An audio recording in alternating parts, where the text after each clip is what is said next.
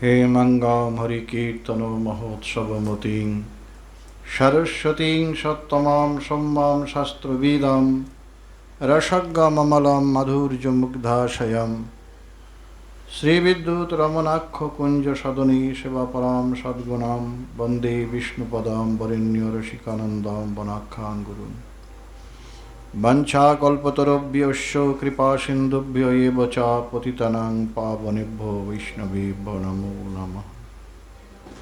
हरे कृष्ण कृष्ण कृष्ण हरे हरे हरे राम राम राम हरे हरे। आज আমরা শ্রীমদ্ ভগবত গীতার দ্বিতীয় অধ্যায় থেকে দুই একটি কথা আলোচনা করার চেষ্টা করছি। দ্বিতীয় অধ্যায়ের আছে যে যা সর্বত্রাং অনভি স্নেহস্তৎপ্রাপ্য শুভাশুভাম ন অভিনন্দতি ন দেষ্টি তস্য প্রজ্ঞা প্রতিষ্ঠিতা।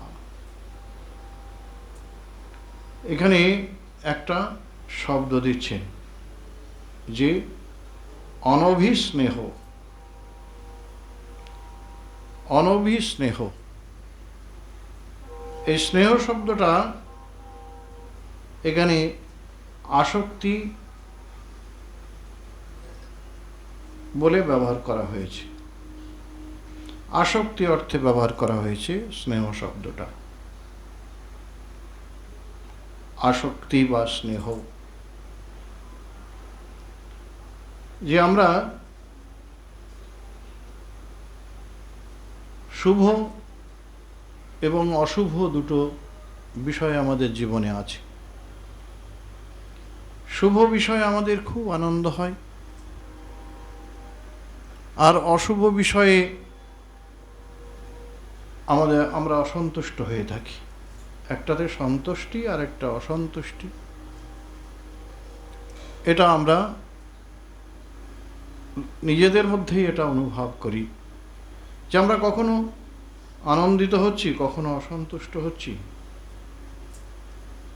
কিন্তু এই যে এটা দ্বন্দ্বময় দুটো জিনিস, আনন্দ আর অসন্তুষ্ট, দুটো বিপরীতমুখী জিনিস। এখানে অনভিস্নেহ, আসক্তি শূন্য।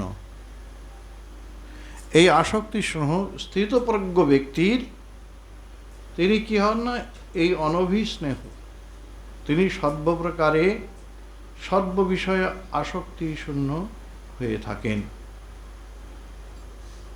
আসক্তি শূন্য হয়ে থাকেন কি করে? দেখুন, কোনো কোনো ব্যক্তি আসক্তি শূন্য কেমন হতে পারে, পৃথিবীতে তারা কেমনভাবে চলে। দেখুন, আমরা হঠাৎ একটা কোথাও গেলাম, গিয়ে একবার আমি মায়াপুর চৈতন্য মঠে, তো একটা ছেলে সেখানে ছিল, সেখানে যাবে বলে আমাকে ধরেছে যে আমি যাব সেখানে। আরে চলো। তা গিয়ে সেখানে কি হলো দেখুন, মজার ব্যাপার। দুপুরবেলা প্রসাদ পাওয়ার পরে ও থেকে যাবে, আমি চলে আসব, এই হচ্ছে ব্যাপার। তা আমি সেখানে গিয়ে যতই হোক আমার ঘুম পাচ্ছে না, দুপুরবেলা ঘুম হওয়ার ইচ্ছা থাকলেও ঘুম পাচ্ছে না। ও খেয়ে নাট মন্দিরে ওখানে দেখি শতরঞ্চিটা মাথায় দিয়ে পরমানন্দে ঘুমাচ্ছে। কোনো পৃথিবীর কোনো কিছুতে এসে যায় না, হেলদোল কিচ্ছু নেই, ও ঘুমাচ্ছে, বুঝলেন না? কি আনন্দে ঘুমাচ্ছে। আমি দেখছি, লক্ষ্য করছি, আমার মনে সেই সময় একটা ভাবনা আসছে যে দেখুন কি সুন্দরভাবে ঘুমাচ্ছে, কত আনন্দে ঘুমাচ্ছে, আর আমি কিন্তু ঘুমাতে পারছি না। ওর থেকে আমার যে পার্থক্যটা নির্ণয় করার চেষ্টা করছি যে কেমন। এই যে অনভিস্নেহ শব্দটা, এই উপলব্ধি করার বিষয় তার জীবনে। অনভিস্নেহ কোনো বিষয়ে আসক্তি না থাকলে কোনো কিছুতে তার এইভাবেই হয়, এইরকম অবস্থা হয়। সে কখন কোনো কিছুতে তার বিঘ্ন হয় না, না আহারে বিঘ্ন হয়, না বিহারে বিঘ্ন হয়, না শয়নে বিঘ্ন হয়, না নিদ্রায় বিঘ্ন হয়, কোনো কিছুতে তার বিঘ্ন বলে কোনো জিনিস নেই। কিন্তু আমাদের কিন্তু এটা আছে, এই যে আসক্তি বা স্নেহ, এটাকে ইচ্ছা করলে মানুষ পরিত্যাগ করতে পারে না।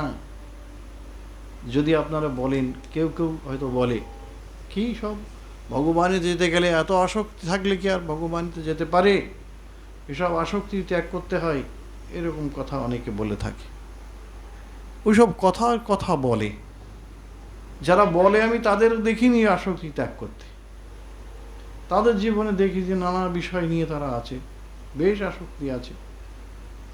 সুতরাং আমার মনে হয় না যে তারাও ঠিক ওই কথার কথা বলছেন, ভাষায় বলছেন, অন্তরে বসেনি জিনিসটা।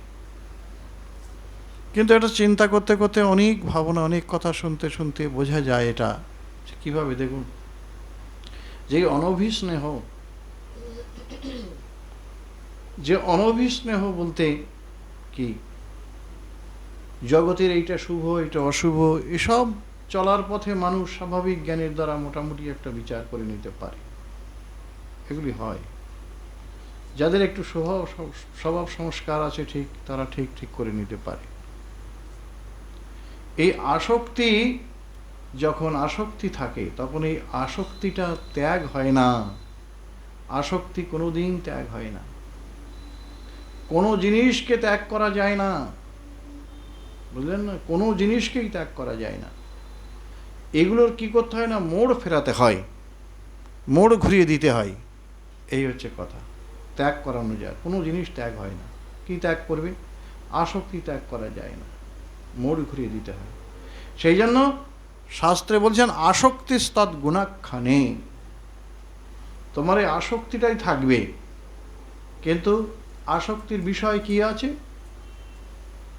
জড় বিষয়, সংসার বলতে যা বোঝায়, পুত্র কন্যা, স্বামী স্ত্রী, স্বজন পরিজন, এসব পরিবেষ্টিত হয়ে আসক্তিপূর্ণ জীবনের মধ্যে আমরা অবস্থান করছি। এই যে আসক্তিপূর্ণ জীবনের মধ্যে অবস্থান করছি, এটা এমন একটা গুরুতর অবস্থায় আসে, ঘোর অবস্থায় আসে, যে মানুষ ইচ্ছা করলেও 1 ইঞ্চি দূরে সরতে পারে না। মুখে বলে, বিরক্তিবোধ করে, কিছুটা বিরক্তিবোধ করে। কেন না, সংসারের ঝামেলার জন্য হয়তো 5 জন বিরক্ত করছে, এ আঘাত দিচ্ছে, এ দুঃখ দিচ্ছে, এই জন্য সেখানে খানিকটা বিরক্তিবোধ করে।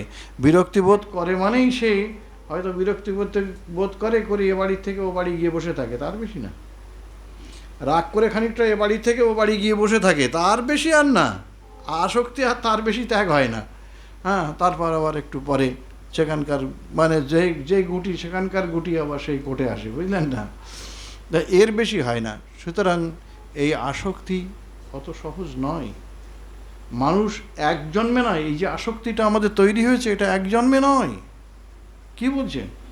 এক জন্মের আসক্তি এটা কতদিন ধরে, কত জন্ম ধরে এটা হয়েছে আমাদের, সেটা ভাবুন তো। এক জন্ম নয়, 80 লক্ষ জন্ম অতিক্রম করতে হয়েছে, অত সহজ নয়। প্রত্যেক জন্মেই কর্ম করেছি। অত কথা বাদ দিন, এই যে মনুষ্য জন্ম আমরা বলি না, 4 লক্ষানি মানবা, যে 4 লক্ষ বার আমাদের মনুষ্য জন্ম হয়, এই জন্মেই আমাদের, এই জন্মান্তরে আমাদের যে আসক্তি, এই আসক্তিটাই অনেক। এই আসক্তি, ঘোর আসক্তি জন্মান্তরে এমনভাবে আমাদের ঘিরে রেখেছে, এমনভাবে মজ্জাগত হয়ে গেছে এই আসক্তি, যে একে ত্যাগ করা কোনো মতে যাবে না। যতই হাত দিয়ে ঠেলে ত্যাগ করে, বলে কেউই তো ত্যাগ করেছে, যারা করেছে তাদের কথা বলবেন না, আপনি আমি করিনি সেইটাই বলুন। যারা করেছে, কি করেছে তারাই জানেন। হ্যাঁ, কিন্তু যারা করেনি তাদের কথাই বলছি আমি। এই আসক্তি ত্যাগ করা অত সহজ নয়। তাই কি করতে হবে? বলে আসক্তিস্তাৎ গুণাখ্যানে, একটু একটু করে একটু একটু করে আসক্তির বস্তুটার জায়গায়, যে জায়গায় আমার আসক্তি, সেই জায়গাটা আসক্তির স্থানে ভগবত গুণকীর্তনে আসক্ত হতে হবে। ভগবানের জন্ম কর্ম, ভগবানের লীলা, ভগবানের নাম, ভগবানের রূপ, ভগবানের গুণ, ভগবানের জন্ম কর্ম, তার লীলা, এতেই একটু একটু করে মনোনিবেশ করতে হবে। এই জিনিসটা যদি বলেন সেও তো একটা জড় বিষয়, সেও তো একটা ওই তার সেই কাহিনী চিন্তা করতে হবে সংসার কাহিনীর মতো, বলে না, দুটো জিনিস একরকম হলেই দুটো জিনিস এক হয় না। ভগবত জন্মকর্ম, তার জন্মকর্ম আর আমাদের জন্মকর্ম, দুটো জিনিস একরকম দেখতে হলেই একরকম হয় না। যেমন আমরা বলি না, চুনের জল আর দুধ দুটো একরকম দেখতে হলেও দুটি এক নয়। হ্যাঁ, জোনাকি পোকা, অগ্নিস্ফুলিঙ্গ, দুটো একরকম দেখতে হলে এক নয়। চুনের জল খেলে কি হবে? বিপদ ঘটে যাবে। দুধ খেলে শরীরে পুষ্টি হবে। অগ্নিস্ফুলিঙ্গে হাত দিলে কি হবে? হাত পুড়ে যাবে। জোনাকি পোকায় হাত দিলে কি হবে? হাত পুড়িবে না। সেই জন্য সব একরকম দেখতে হলেই চূড়ান্ত অস্তি আর চূড়ান্ত নাস্তি বলা হয়। একটা চাকা 100 মাইল বেগে ঘুরছে, আর একটা চাকা দাঁড়িয়ে আছে, দুটো চাকাই একরকম মনে হবে, দেখে মনে হবে দুটিই দাঁড়িয়ে আছে এক জায়গায়, স্থির হয়ে আছে। কিন্তু একটাতে হাত দিলে হাত কেটে যাবে, আর একটা হাত দিলে কিন্তু হাত কাটবে না। তাহলে দুটো দেখতে একরকম হলেই এক হয় না। সে বিষয় যে কথা আমরা বলছি, দুটো জিনিস দেখতে একরকম হলে এক হয় না। যে ভগবানের লীলা, ভগবানের জন্ম এবং ভগবানের কর্ম, আমাদের জন্ম, যদি মনে করি দুটো একরকম, পার্থক্য কিছু আছেই বস্তু বিশেষে। জগতে বস্তু বিশেষেই যদি পার্থক্য থাকে, তবে ভগবত বিষয়ে পার্থক্য থাকবে না কেন? ভগবান নিজে মুখেই বলেছেন, জন্ম কর্ম চ মে দিব্যম, আমার জন্ম এবং আমার কর্ম এটা দিব্য, অলৌকিক। দিব্য শব্দে অলৌকিক। যো ব্যক্তি তত্ত্বত, যিনি তত্ত্বত জানেন। তত্ত্বত কেমন জানা? একটা বিষয়ে তত্ত্বত জানা আর এমনি বিষয়টা সম্পর্কে জানা, দুটোর মধ্যে কোনো পার্থক্য আছে কি? একটা রসগোল্লা, এটা কি না রসগোল্লা, অনেকেই জানে না সেটা কিভাবে তৈরি হয়, মিষ্টি খেয়ে নেই বাস, খুব ভালো খেতে, কিন্তু ওটার মধ্যে কি থাকে, কিভাবে তৈরি হয়, কি উপাদানে গঠিত, ছানা আছে, চিনি আছে, তারপর তাকে কিভাবে তৈরি করা হলো, এসব হচ্ছে তত্ত্ব। তাকে তত্ত্ব তো জানা। যো ব্যক্তি তত্ত্ব তো, আমাকে শুধু আমি ভগবান এইভাবে জানলেই শুধু হবে না। তত্ত্ব তো যিনি জানেন যে আমার জন্ম দিব্য, আমার কর্ম দিব্য, এটা যদি সে তত্ত্ব তো জানে, বুঝতে পারে, অর্থাৎ ঠিক শাস্ত্রীয় বিচার অনুসারে, পূর্ব মহাজনগণের বিচার অনুসারে যদি সে বুঝতে পারে, তাহলে কি হয়, এটা যদি তার জ্ঞাতব্য হয়, জ্ঞাতব্য বিষয় হয়, যদি তার সেই সম্পর্কে যদি সে অনুভব করতে পারে সেই তত্ত্ব বিষয়ে, তবে তার কি হয়, দেহত্যাগ করে আর তাকে ধরাধামে জন্ম লাভ করতে হয় না। বিষয়টা চিন্তা করেছেন কত বড় বিষয়, যে ভগবানের এই বিষয়টা, তার জন্ম কর্ম দিব্য, এটা যদি অনুভব করা যায়, সত্যি সত্যি যদি জানা যায়, অনুভব করা যায়, তাহলে ভগবান শ্রীকৃষ্ণ অর্জুনকে বলছেন, দেহত্যাগ করে হে অর্জুন, তাকে আর এই ধরাধামে জন্মগ্রহণ করতে হবে না, এই জন্ম মৃত্যু চক্রে আর তাকে আসতে হবে না। কত সুন্দরভাবে অর্জুনকে ভগবান বলছেন। আমরা এই কথাটিকে খুব বেশি গুরুত্বের সঙ্গে বুঝি না, গীতা পড়ে চলে যাই, কিন্তু না, তা নয়। এই যে ভগবানের জন্মকর্ম দিব্য, এই জন্য আমাদের জন্মকর্ম আর ভগবানের জন্মকর্ম এই দুটো সব সংসারে এক করে ফেলেছি আমরা, দুটো এক করে ফেলেছি।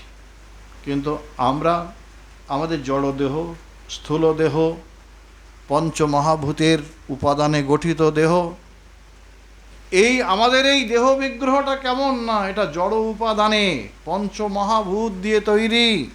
ক্ষিতি, অপ, তেজ, মরুদ, বম, এই পঞ্চমহাভূতের সমন্বয়ে এই দেহটি গঠিত। আর ভগবানের দেহটা কেমন দেখুন, ঈশ্বর পরম কৃষ্ণ সচ্চিদানন্দ বিগ্রহ। কেমন তার বিগ্রহ, কেমন তার দেহটা, কেমন সচ্চিদানন্দ বিগ্রহ, সচিদ এবং আনন্দ, এই তিনে নির্মিত তার দেহ। আমরা বাইরে থেকে দেখছি এক প্রকারে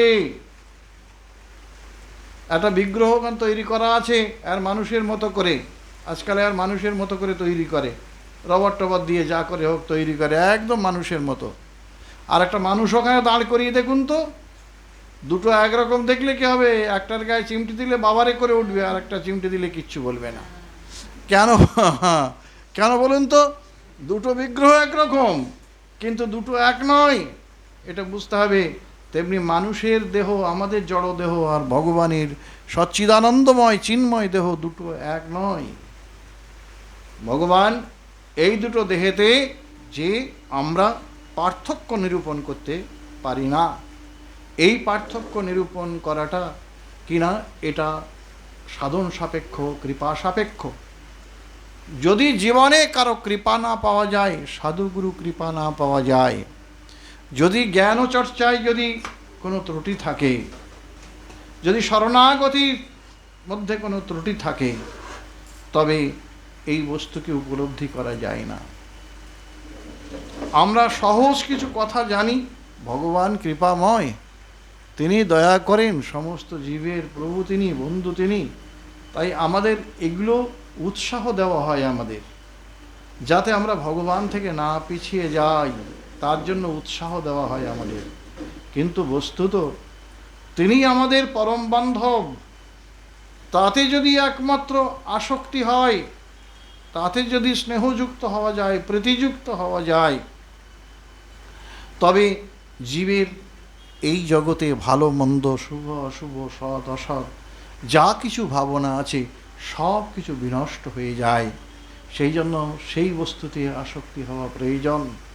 এই আসক্তিটা অত সহজে হয় না গো।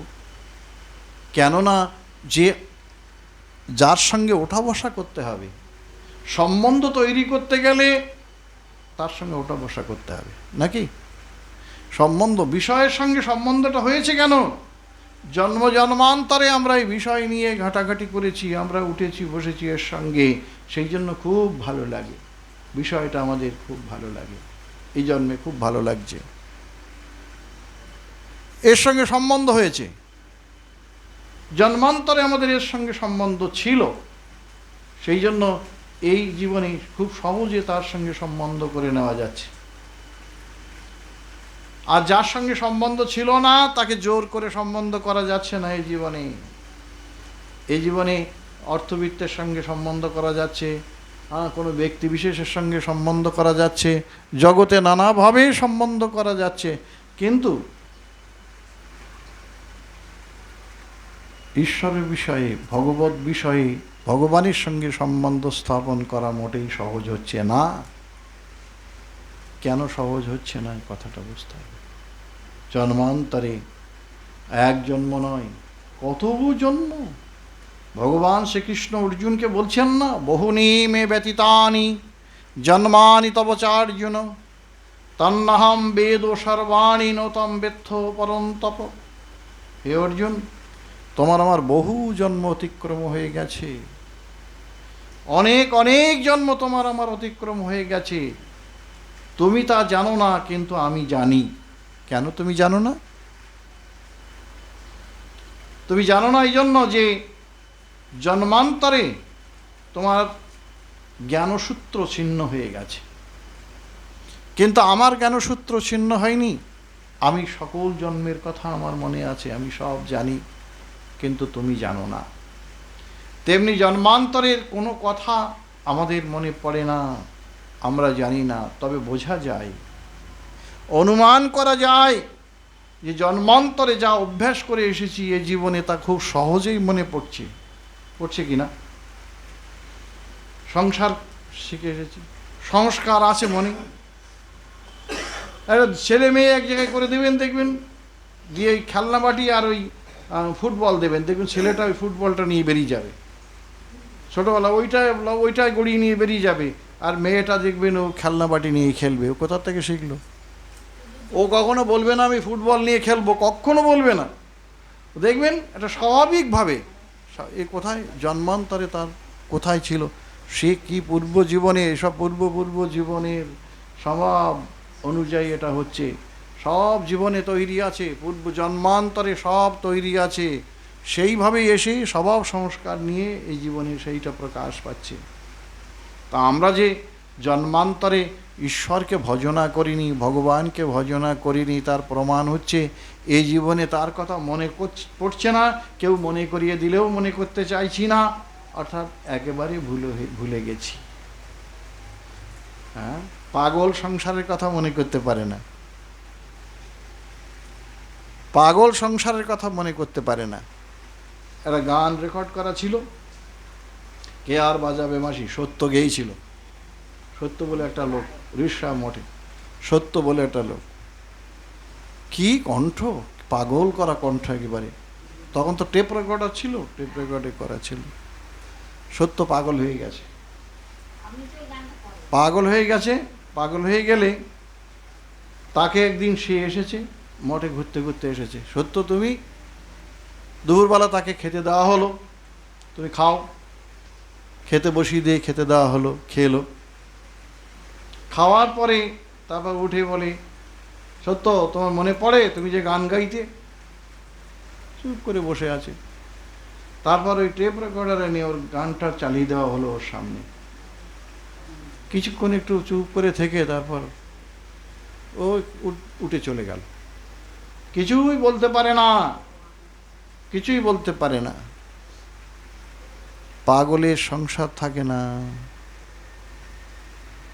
পাগলের সংসার থাকে না, তার মস্তিষ্কের ক্রিয়া নষ্ট হয়ে গেছে, তাই সংসার থাকে না।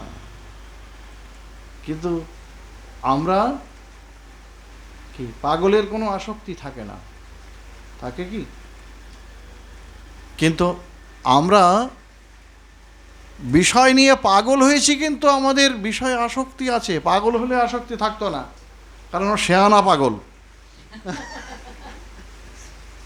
হ্যাঁ, তাই কি না? হ্যাঁ, বলে পাগল হলে আসক্তি থাকতো না, কারণ পাগলের আসক্তি থাকলো কই? কিন্তু আমাদের আসক্তি থাকে, আমরা বিষয়ে পাগল, কিন্তু আমাদের আসক্তি থাকে, কারণ শেয়ানা পাগল আমরা, সেই জন্য আমাদের আসক্তি আছে বিষয়। হ্যাঁ, এদিকে মুখে বলি বিষয় বিষম বিষ সতত খাইনু, গৌর কীর্তন রসে মগন না হইনু, কেন বা ছয় প্রাণ কি সুখ লাগিয়া, নরোত্তম দাসও কেন না গেল মরিয়া। কত কথা আমরা বলি, কিন্তু ব্যাপারটা কি হয় বুঝতে পারছেন? ব্যাপারটা ব্যাপারটা কি হয়? ব্যাপারটা হয় এই যে আমাদের ওই সব কথার সঙ্গে আমাদের সম্বন্ধ হয়নি। পাগল হলে জানবেন, পাগল হলে তার আসক্তি ত্যাগ হবেই। পাগল হলে কোন বিষয়ে পাগল হতে হবে? পাগল, পা আগল, অর্থাৎ যিনি পা আগলে ধরবেন তাকে পাগল বলা হয়, প্রকৃত পাগল। এরা হচ্ছে উন্মাদ, জগতে এরা পাগল না, এরা হচ্ছে উন্মাদ। আর যারা পাগল প্রকৃতপক্ষে, তাদের কি বলছেন? কারা পাগল? যারা পা আগল, অর্থাৎ যারা পা আগলে থাকে, পা ছাড়ে না, তারাই হচ্ছে পাগল। যারা পা ছাড়ে না, ভগবান তাদেরও ছাড়ে না। সেই প্রভু ধন্য যে না ছাড়ে তার নিজজন, আর সেই ভক্ত ধন্য যে না ছাড়ে প্রভু চরণ। সেই ভক্ত ধন্য হয়, সেই জন ধন্য হয় যে প্রভু চরণ ত্যাগ করে না, আর সেই প্রভু ধন্য হয় যে তার নিজজনকে কখনো ত্যাগ করে না। ভগবান বলছেন আমার নিজজনকে আমি কোনোদিন পরিত্যাগ করি না। তিন শ্রেণীর লোককে ভগবান কোনোদিন পরিত্যাগ করে না। কি? মত কথা বাচকং নিত্যম, মত কথা শ্রবণে রত, মত কথা প্রতিমানসম নাহং ত্যক্ষ্যামি তং নরম। যারা আমার কথা নিত্য শ্রবণ করে, মত কথা শ্রবণে রত, মত কথা বাচকং নিত্যম, যারা নিত্য আমার কথা বলে, মত কথা প্রীতিমানসম, যারা প্রীতি সহকারে আমার কথা চিন্তা করে, এই তিন শ্রেণীর লোককে আমি কোনোদিনই পরিত্যাগ করতে পারি না। ভগবান কোনোদিন এদের পরিত্যাগ করেন না।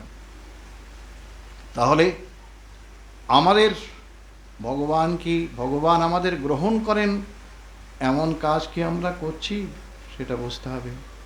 মত কথা বাচকং নিত্যম, আমরা কথা বলি কিন্তু কথার মধ্যে প্রাণ আছে কি এটাই বুঝতে হবে।